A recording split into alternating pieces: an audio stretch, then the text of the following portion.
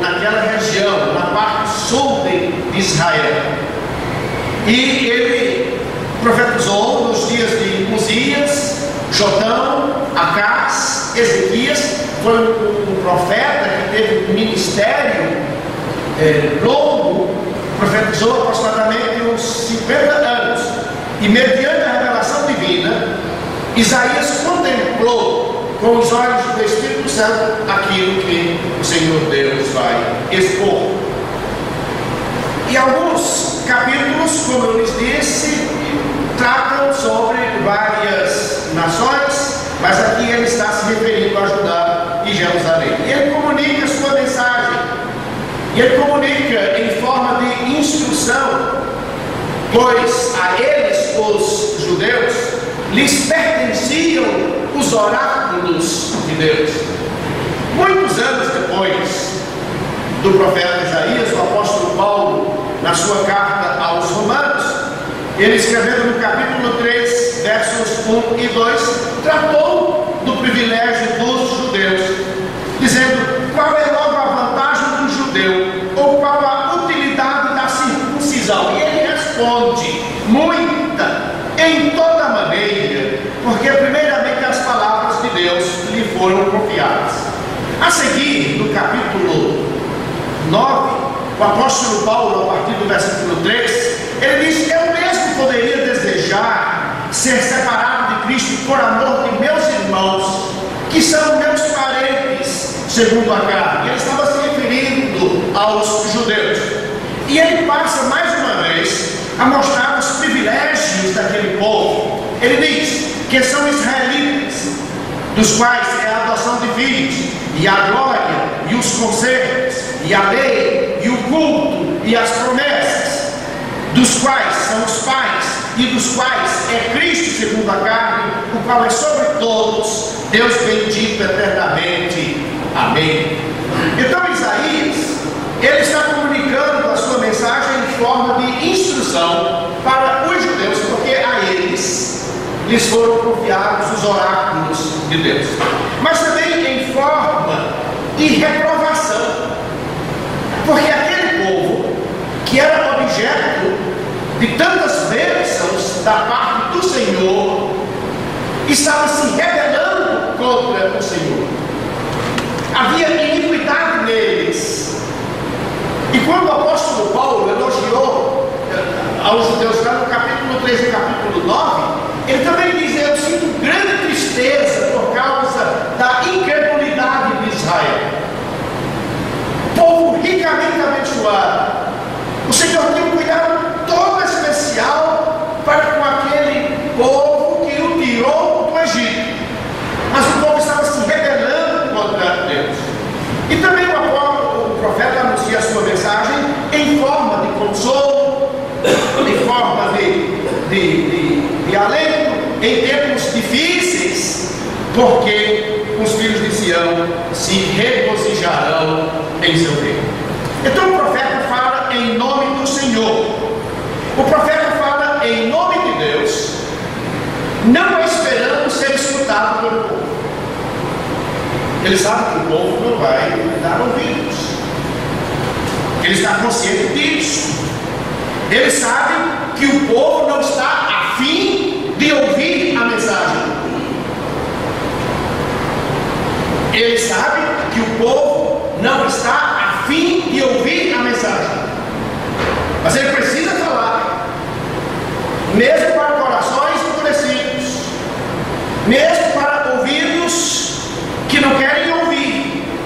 Está predominando o pecado em suas várias facetas. Interessante que no capítulo 5 deste mesmo livro, o profeta está falando de alguns pecados comuns à vida daquele povo. Primeiro, ganância. Capítulo 5, versículo 8. Ganância. Aí os que ajudam casa a casa, reúnem herdade a herdade, até que não haja mais lugar, e fiquem como únicos moradores no meio da terra. Rebeldia, Isaías 5:11. Ai dos que se levantam pela manhã e seguem a bebedice, e se demoram até a noite, até que o vinho se esquenta. Iniquidade, versículo 18.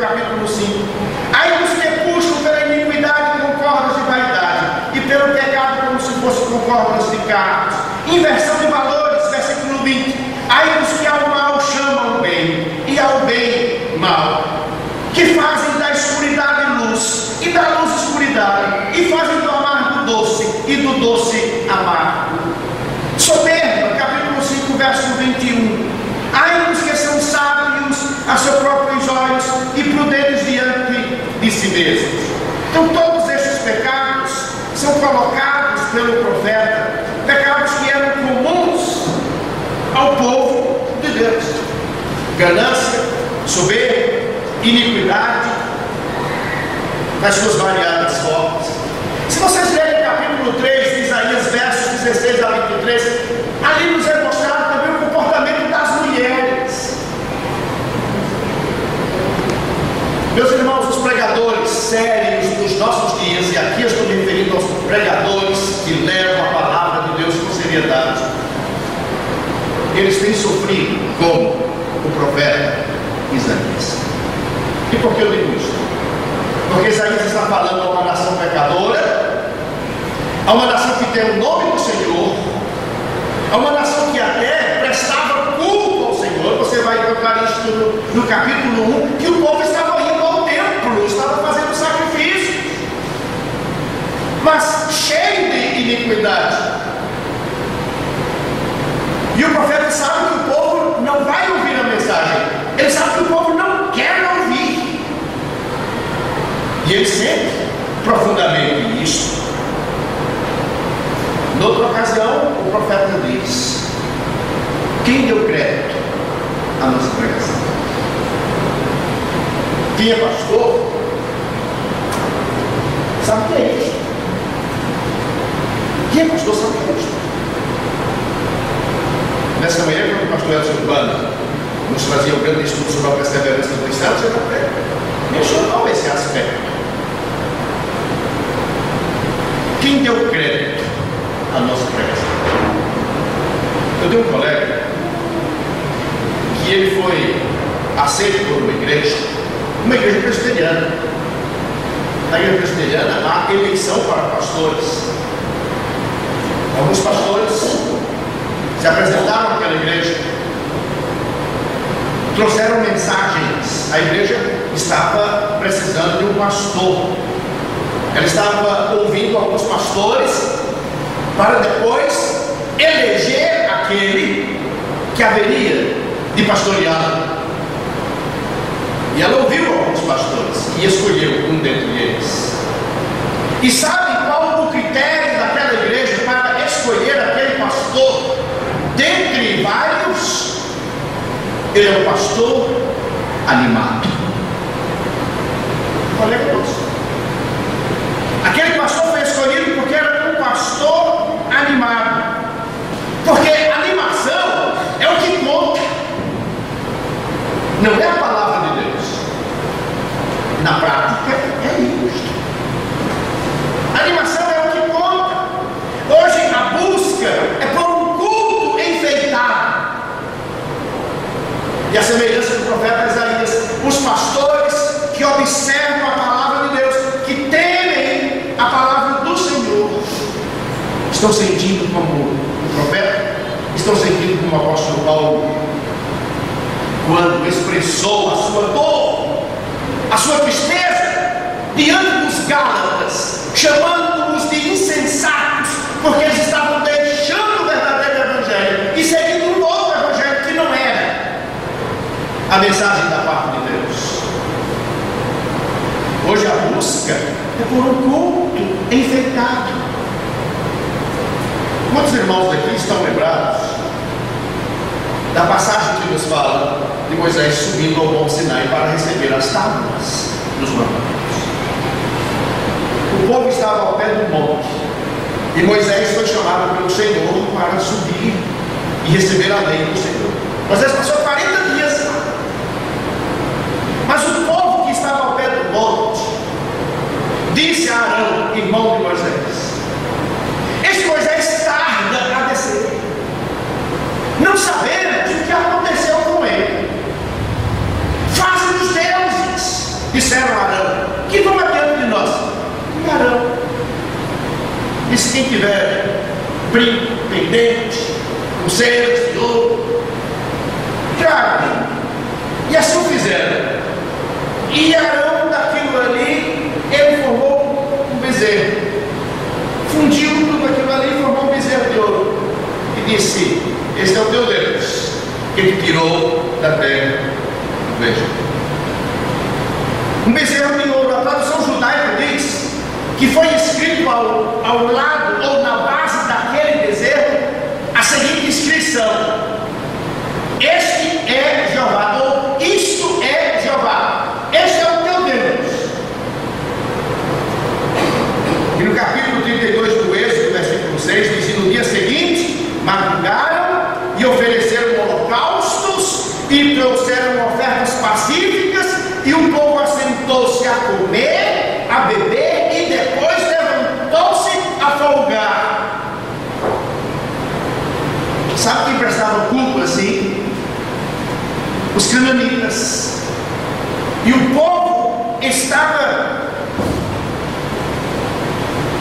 imitando aos cananitas na sua forma de adorar. Irmãos, muitas igrejas hoje ditas evangélicas estão imitando o mundo na sua forma de adorar. É um culto enfeitado, é um culto animado, é um culto participativo. Isso sim é que é culto, isso sim é que é igreja. Não é, não é, pois a Bíblia não me ensina assim. Com esse bezerro, o caráter de Deus foi adornado, enfeitado com adoração cananita, gritaria, dança, descontração. Foi o primeiro retetel da história. Eu os vi já assistiram o retetel. Eu balançava para lá, balançava para cá. O primeiro retetel foi aqui, ao pé do Monte Sinai. Os pastores que levam a palavra de Deus a sério, hoje eles têm sofrido como o profeta Isaías. Ninguém quer ouvir esta mensagem. Muitos não querem aceitar esta mensagem. Agora ouçamos a queixa do apóstolo Paulo, muito tempo depois, muitos anos depois, mais de 700 anos depois, contra os Gálatas. Porque o homem continua o mesmo, coração endurecido e voltado para as coisas que são suas. O apóstolo Paulo, escrevendo aos Gálatas, ele disse no capítulo 1, versos 6 a 8, ele disse: maravilho-me de que tão depressa passasseis daquele que vos chamou a graça de Cristo para outro evangelho, o qual não é outro, mas há alguns que vos inquietam e querem transtornar o evangelho de Cristo. Mas ele diz aqui: ainda que nós mesmos, ou o anjo do céu, vos anuncie outro evangelho, além do que já vos tinha anunciado, seja anátema. Aqui está o evangelho santo do Senhor. Os judaizantes foram aqueles que penetraram na igreja da Galácia, nesse tempo que o apóstolo Paulo está falando destas coisas, estavam pregando um evangelho enfeitado com uma adoração humanista. 1 Reis, capítulo 12, verso 33, nós lemos que Jeroboão, primeiro rei de Israel dividido, mudou o culto daquilo que Deus tinha ordenado para aquilo que ele próprio tinha concebido em seu coração. Eu acho que deve-se adorar a Deus desse jeito, do meu jeito, do jeito que eu gosto. Não! As Escrituras nos mostram como o Senhor quer ser adorado e como nós devemos fazer. Cristo disse aos judeus da sua época: qual a razão porque não compreendeis a minha linguagem? E ele respondeu: é porque sois incapazes de ouvir a minha palavra. João 8:42. E o profeta Isaías, sabendo que o povo não vai ouvir a sua mensagem, que o povo não quer ouvir a sua mensagem, então ele dirige a sua voz aos céus e a terra. Ouça o que está no versículo 2. Ouvi, ó céus, presta ouvidos tu, ó terra, porque fala o Senhor. As criaturas inanimadas, que cumprem as leis que lhes fixou o Criador, pode-se esperar que escutem a mensagem de Deus melhor do que os estúpidos de Israel.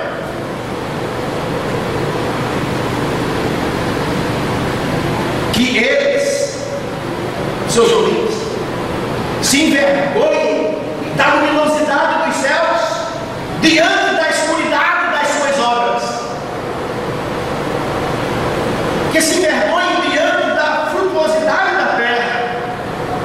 da terra frutífera, produtiva, diante da sua falta de produção ou esterilidade. Os céus e a terra seguem suas órbitas, elas se ajustam a diversas estações. Envergonhem-se de sua irregularidade. Os céus e a terra seguem as leis estabelecidas pelo Senhor desde a criação do mundo. Não muda o seu sistema de rotação, de translação, de movimento dos astros, não muda.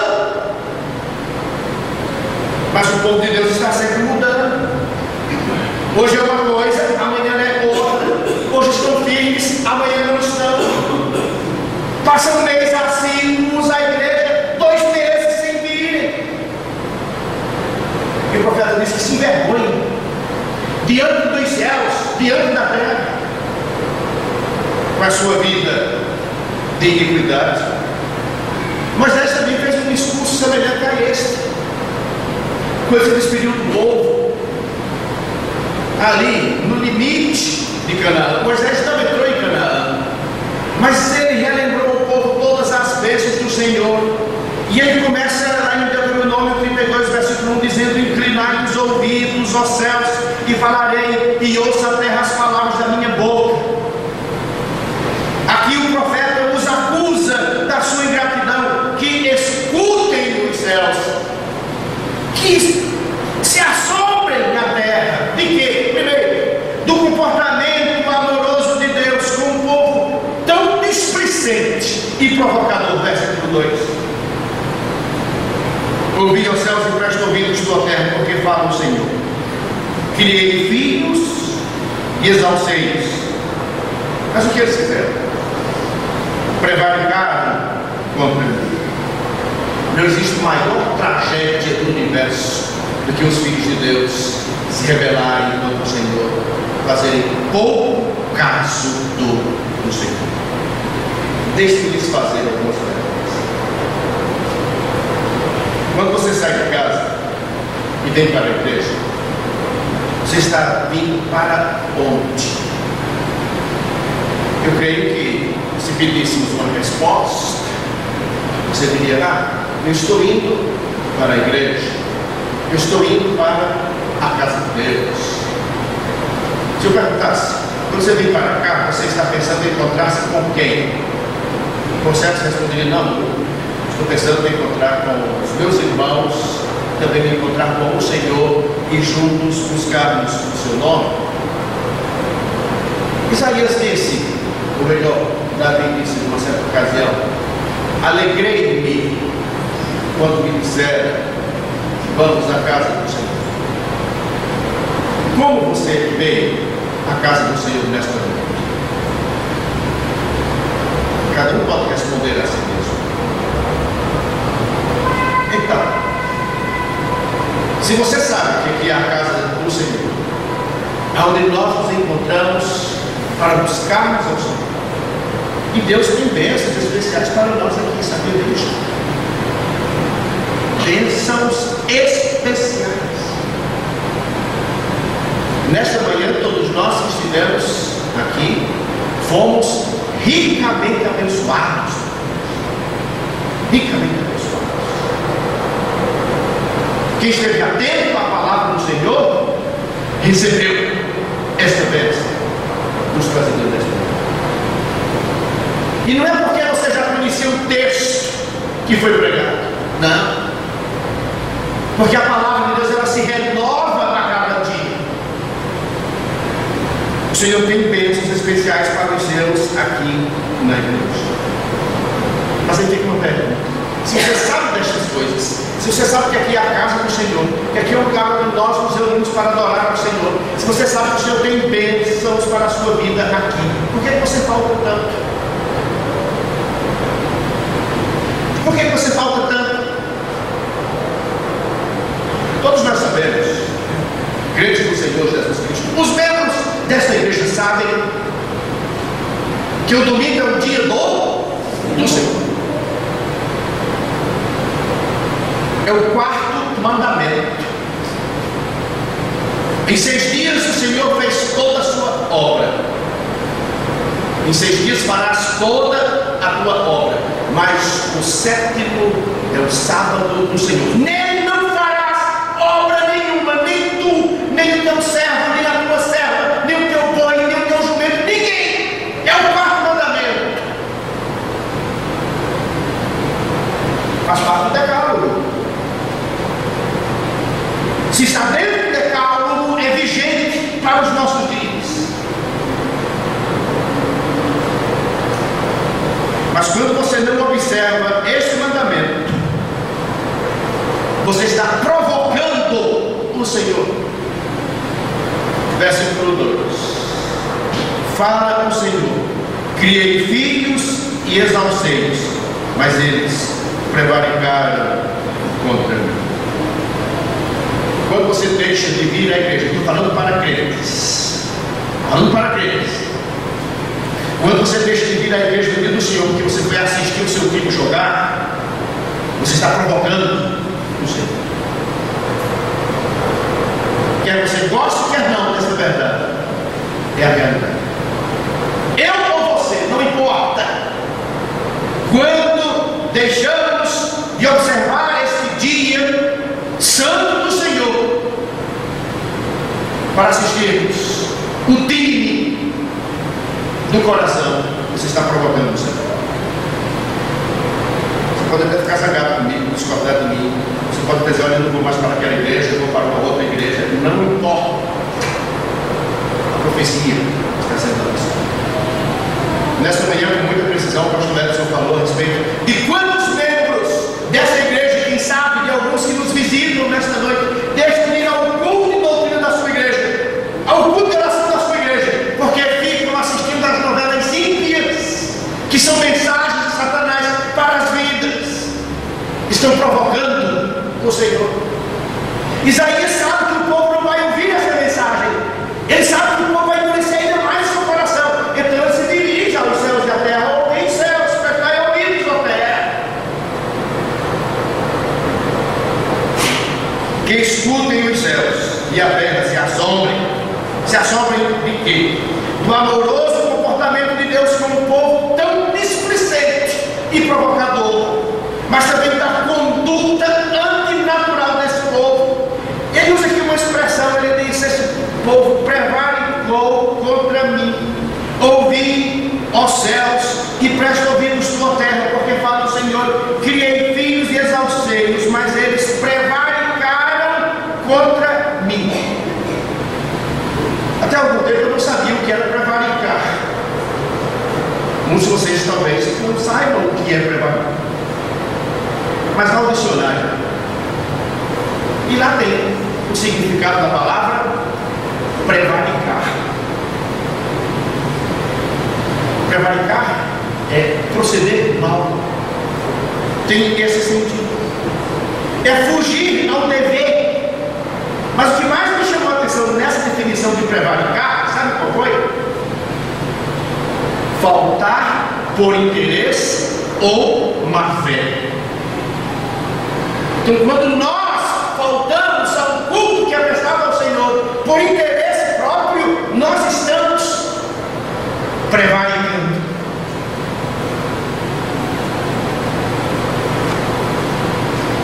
E essa palavra, ela é forte.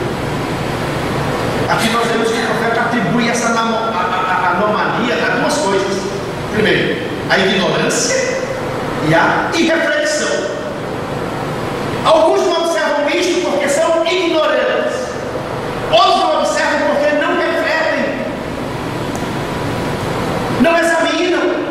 O Senhor diz aqui no versículo 3, e eu gosto muito desta passagem. O Senhor diz: o boi conhece o seu costume, o jumento conhece a manjedoura do seu dono, mas Israel não tem conhecimento. O meu povo, se você tem a sua Bíblia aberta e conferido no versículo 3, ele diz: o meu povo não entende. Ele não está falando aqui dos ímpios, não, dos incrédulos. Ele está falando do seu povo. O meu povo não entende. Boi e jumento, criaturas da mais lerda espécie. O boi conhece o seu consumidor. Eu trabalhei com estes animais. Trabalhei com boi, eu trabalhei com jumento. Quantas vezes eu puxei o boi que estava, o boi que estava puxando o arado, meu pai arando até. Interessante, entre no cercado, onde tem bois, vacas, você que é estranho a eles, e veja qual é a reação deles. Olhos plantados para você, as orelhas já ficam pegando a posição e você tem a impressão que eles vão atacar. Mas o dono é conhecido por eles. Eu lembro agora do meu pai ele é menor do que eu, na minha família somos todos altos. Meu pai é menor do que eu, meu pai é menor do que meu pai. Daí vocês não me veem. Meu pai ainda hoje entra no meio daquelas vacas, daqueles garrotes, vaca de cria, vaca de bezerro novo, é brava. E ele briga com aquelas vacas, sai pra lá, e dá tapa naquelas vacas, e elas balançam o pescoço, e ele pequenininho começa a passar por debaixo do pescoço dela. Vai fazer isso, vai fazer isso. O boi conhece o seu costume.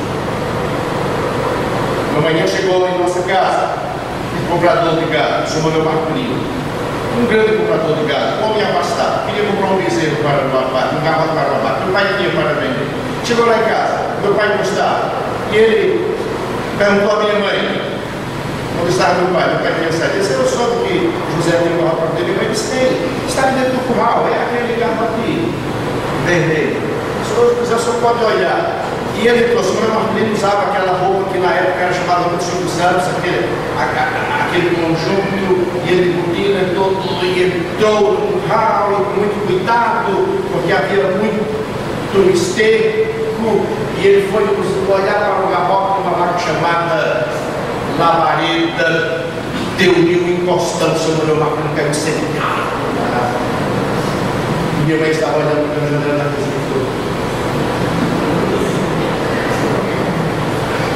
O dono entra, amarra aquelas vacas, separa o bezerro das vacas, briga com as vacas. Elas não fazem nada, sabe por quê? Porque o boi conhece o seu consumidor. O Senhor disse também: o jumento reconhece a manjedoura do seu dono. Ele sabe que ali há comida. Ele vai para onde está a comida. O jumento é um animal gregário. Ele está sempre junto de outros jumentos. E os romanos diziam: ácidos, fica-te. Traduzindo ao pé da letra, um jumento se esfrega no outro jumento. Como é que nós fazemos? Quer vir? Está sentado nesse banco, deixa eu sentar nesse outro. Ah, irmãos, esses animais deveriam levar, está aqui na mensagem do profeta Isaías, o povo a se envergonhar-se de sua falta de conhecimento. Vá à escola do boi, vá à escola do jumento e aprenda. Essa linguagem bíblica é frequente. Nós temos lá em Provérbios: vai ter uma formiga preguiçoso. Essa é uma mensagem preguiçoso. Para que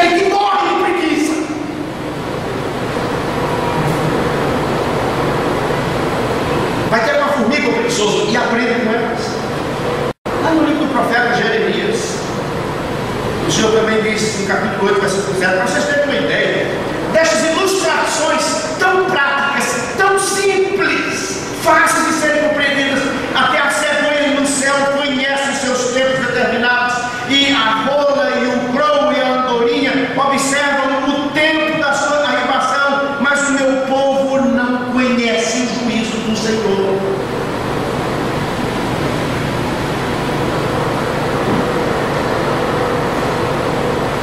Israel não tem conhecimento, o meu povo não entende.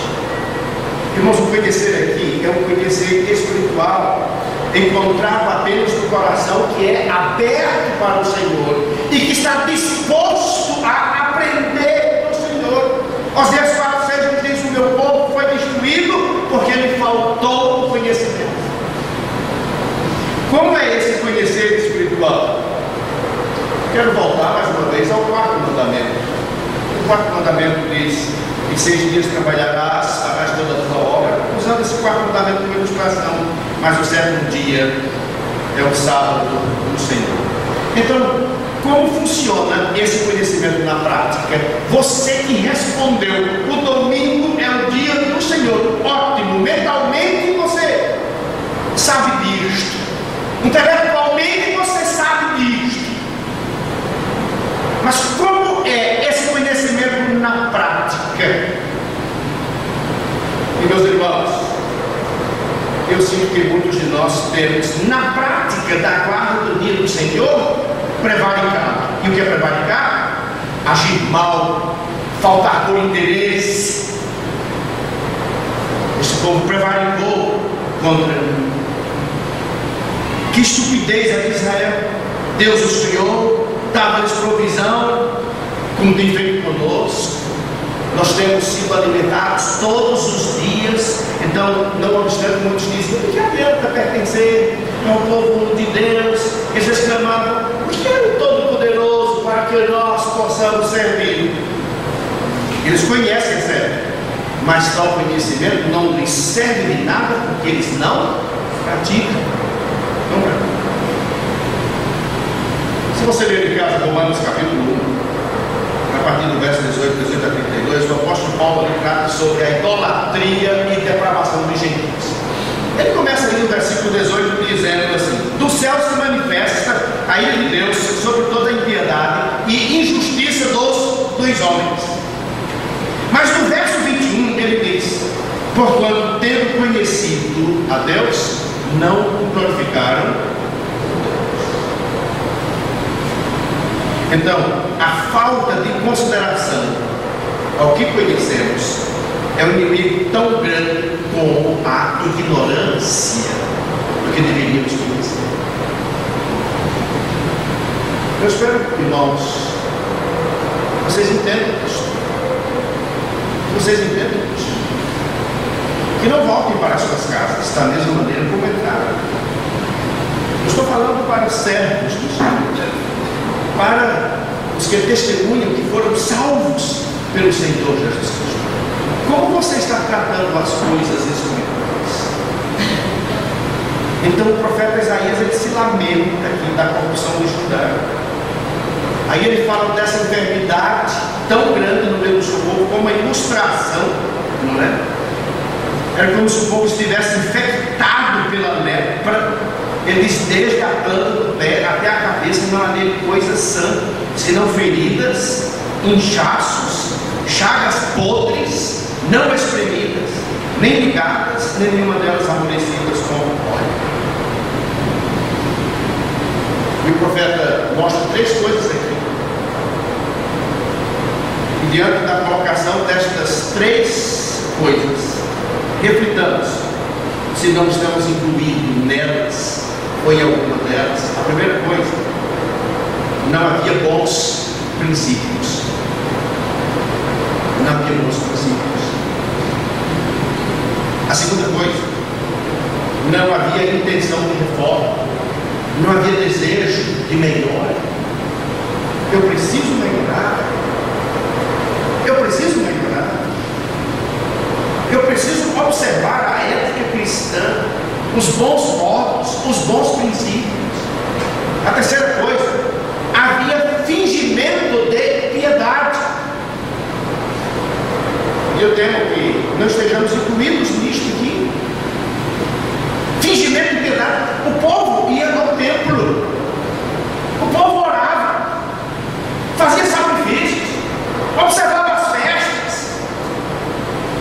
Mas havia iniquidade no coração.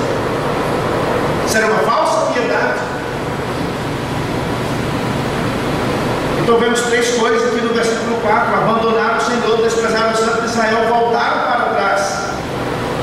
Irmãos, muitas vezes nós os crentes agimos assim. Esta semana que passou, quando eu estava preparando esse sermão, eu estava me colocando diante do Senhor, pedindo a Ele a sua misericórdia, porque a vida que o Senhor requer de nós é uma vida de seriedade, é uma vida diferente daquela que esta humanidade corrompida e sem Deus vive. A vida cristã segue uma linha totalmente oposta ao que nos é mostrado e ensinado pelo mundo. E você tem que tomar uma decisão. Abandonar o Senhor e tratá-lo como o último recurso.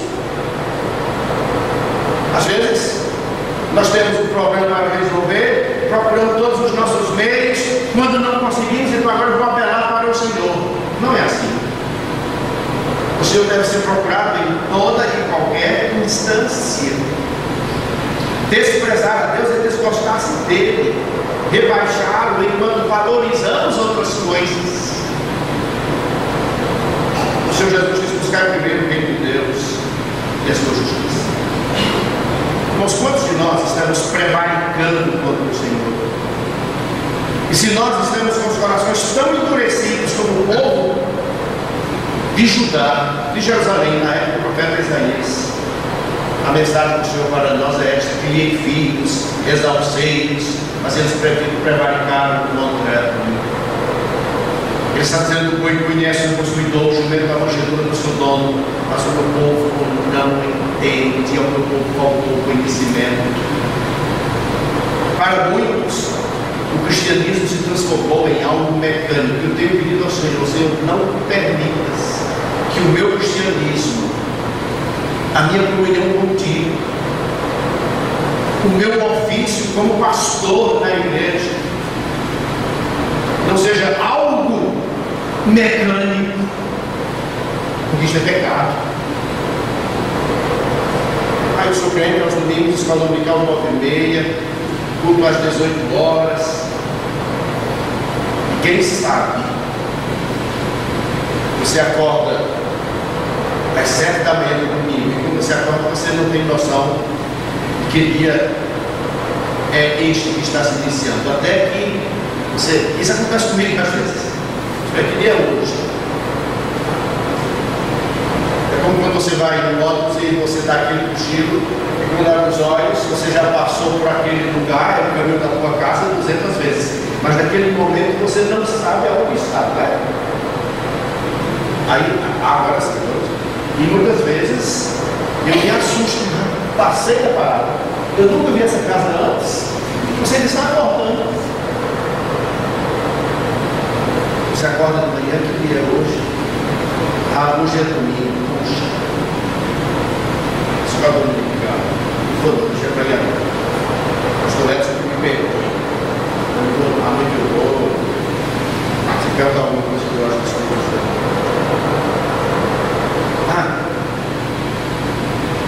pregação, louvores, isso pode se tornar mecânico. Tenhamos cuidado para fazermos disto algo prazeroso diante do Senhor. Diante do Senhor. Eu, quando estou estudando a palavra do Senhor, que prazer!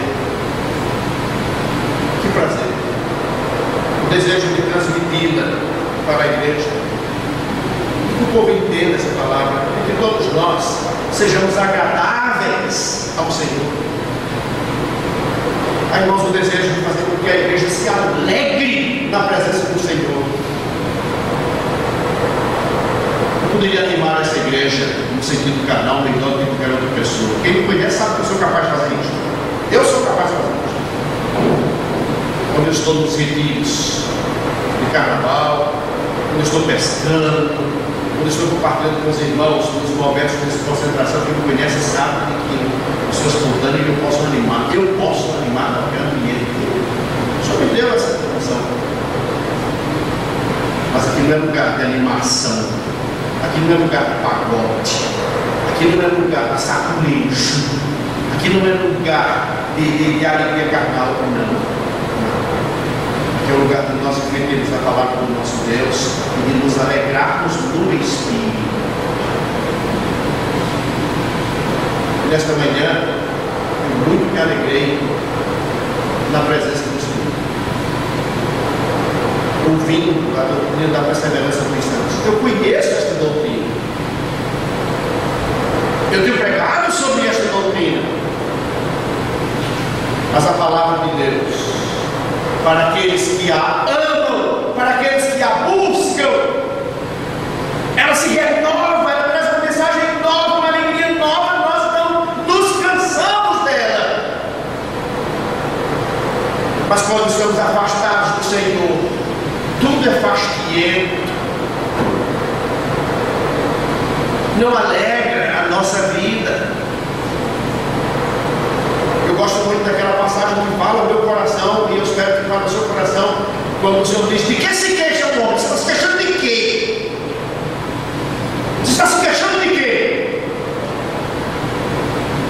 Queixe-se cada um do seu próprio pecado. Abra os seus ouvidos, abra o seu coração, deixe o Espírito operar na sua vida e veja a alegria que Ele vai trazer, alegria espiritual que sobrepuja toda qualquer alegria deste mundo.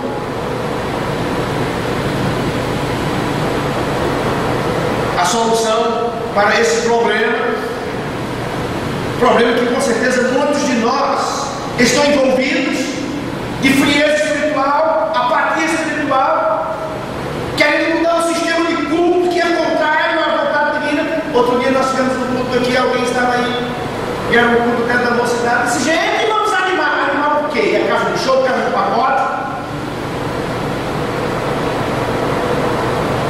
Quando vida eu tiver de exercer o pastorado, procurarei ser fiel ao ensino da palavra do Senhor.